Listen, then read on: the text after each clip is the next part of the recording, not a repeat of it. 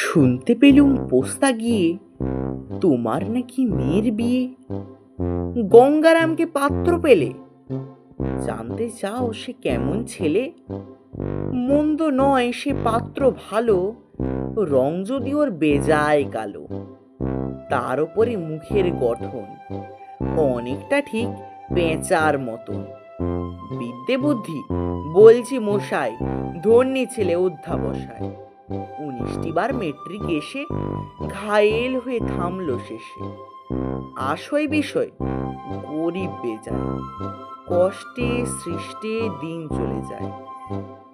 মানুষ তো নয় ভাইগুলো তার, একটা পাগল একটা গোয়ার, আর একটি সে তৈরি ছেলে। জাল করে নোট গেছেন জেলে, কনিষ্ঠটি তবলা বাজায়, যাত্রা দলে 5 টাকা পায়। গঙ্গারাম তো কেবল ভোগে পিলের জ্বর আর পাণ্ডুরোগে।